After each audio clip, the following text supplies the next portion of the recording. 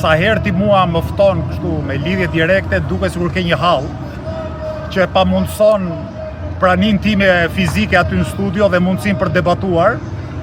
Nuk besoj se është refuzimi yt që të më kesh mua në studio, kush e di ç'hall ke pasur e me probleme e ndeshur. Kështu që gjithsesi unë i kam aq të pakta dalje televizive për shkak të vërtetave të hidhura që them për një sistem korruptuar dhe oligarkik, saqë jam i gatshëm të hyj në diskutim edhe në kushtet pafavorshme, të dal nga protesta për disa minuta, edhe të kem mundësi të komunikoj me publikun përmes kësaj lidhjeje.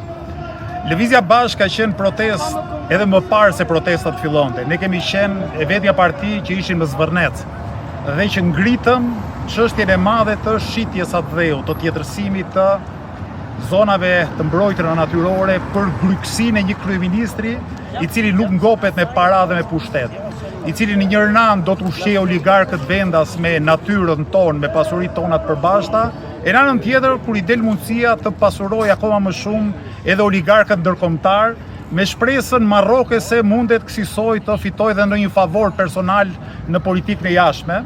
Edhe kam fjalën këtu për përfshirjen e dhëndrit president amerikan Trump në atë që mund të quhet allizhverishi i zvërnecit. Gjithsesi, qytetarët shqiptar të indinjuar jo vetëm nga dhuna që u pat ditë prej policisë private dhe heshtja e policisë shtetit, po edhe të indinjuar më shumë nga dhuna strukturore, nga plaçkitja, nga tjetërsimi i mirave publike, nga mungesa e mundësive ekonomike, në përkëmbja e drejtave në punë, nga pamundësia për të bërë biznes të ndershëm, u ngritën një protestë dhe unë besoj që mbi 100.000 vetë kanë marrë pjesë në protestat e vazhdueshme të këtyre 47 ditëve. Kur nuk është protestuar kaq shumë, kur kaq shumë njerëz nuk kanë dalë kundër një qeverie dhe kundër një sistemi politik dhe ekonomik në historinë e Shqipërisë, e po ashtu kur nuk është protestuar kaq gjatë. 47 ditë është rekord që besoj që konkuron edhe me shoqëri shumë më të përparuara se jona. Problemet që i shtyn qytetarët në protestë janë të shumta, edhe unë e kam dëgjuar narrativin e Ramës që hiqet sikur është kryeministri i Finlandës, edhe thotë që këto janë pakënaqësi që vinë nga suksesi. Dua t'ju kujtoj që sot që flasim bie fjala, mbi 500.000 pensionistë, 530.000 pensionistë marrin një pension më të ulët se minimumi jetik.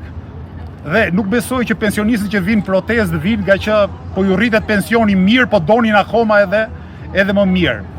Ka biznese që mbyllen, ka 50.000 qytetarë që largohen nga Shqipëria sipas instatit vit mbas viti, sepse nuk gjejnë veten, nuk gjejnë punë siç duhet, nuk gjejnë mundësinë për të çarë përmes një biznesi të ndershëm dhe kreativ.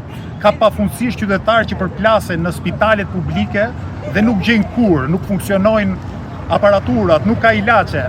Vetë qendra spitalore universitare Dëm Tereza para pak ditësh kërkonte bamirësi, kërkonte mbështetjen e qytetarëve për të blerë disa pajisje, jo vetëm mjekësore, po dhe administrative, ndërkohë që qeveria e zotit Rama gjente miliona euro për t'ia dhënë një këngëtari miliarder edhe me simpatit hapura për Adolf Hitlerin edhe për llumin e njerëzimit. Pra ka shumë arsye pse qytetarët dalin protestë. Diçka që unë kam merak ta them po ashtu është fakti që Edi Rama pretendon që nuk ka nevojë pse të jap dorëheqjen apo pse të bëj hapa pas përpara protestave masive qytetarëve, sepse sipas tij Partia Socialiste ka fituar zgjedhjet e 2025. Tani, më është dashur ta them që para një viti, të nesërme zgjedhjeve 2025, që fitoria e PS-s në ato zgjedhje ka qenë si fitoria e Pirro ose e Pirit. Pra një fitore taktike që i hapte rrugën në të ardhmen e afërt një humbjeje strategjike.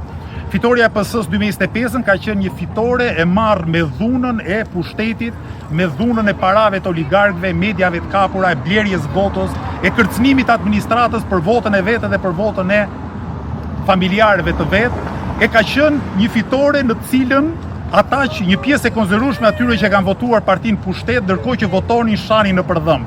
Dhe kjo nuk është vetëm një figurë, por është një dëshmi që ma kanë thënë sa qytetarë gjatë vitit fundit. Mirë, tashmë qytetarët shqiptarë kanë vrarë frikën, e kanë njohur njëri tjetrin, kanë parë se sa shumë janë që e duan ndryshimin, duan një Shqipëri të re.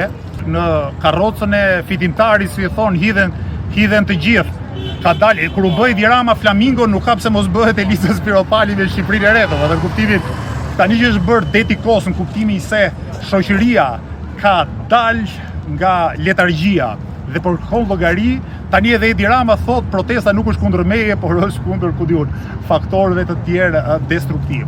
Do t'ju kujtoj diçka tjetër Ylli. Mënyra se si Edi Rama dhe përfaqësuesit kryesor politik Partisë Socialiste e kanë interpretuar këtë protestë lë një shije të një pushteti jo vetëm korruptuar, abuziv, që i ka humbur kontaktet me shoqërinë, po edhe të një pushteti funde krye autokratik. Teoritë e konspiracionit, paranoja politike nuk janë karakteristikë e demokracive, nuk janë karakteristikë e një force politike që pretendon të përfaqësojë shoqërinë. Sot teoritë e konspiracionit për t'ju kundërvënë protestave i përdorin Vladimir Putini, Aleksandr Vučići edhe Lukashenko i Bielorusis, shtuar këtu edhe Edi Rama në Shqipëri. Pra këta janë shokët ligjërimor e ideologjik të Ramës në Evropën e sotme, ndërkohë që shoqëria shqiptare Edi Ramën, dhe jo vetëm Edi Ramën, por Partinë Socialiste në tërësi, Partinë Demokratike dhe të gjitha partitë e sistemit vjetër politik i ka tejkaluar. Nuk kërkohet kot Shqipëri e re, nuk është thjesht frazë, nuk është thjesht një aspirate përgjithshme, nuk është një mesazh utopik. Është njëkohësisht edhe dëshirë konkrete për begati, për liri politike, për liri ekonomike, për drejtësi shoqërore. Duhet ju kujtoj, Ylli, po ashtu që jemi ende sot që flasim, një nga vendet ku në punë si thjesht i administratës ka frikë për të votuar, ka frikë për të artikuluar mendimin e vet politik.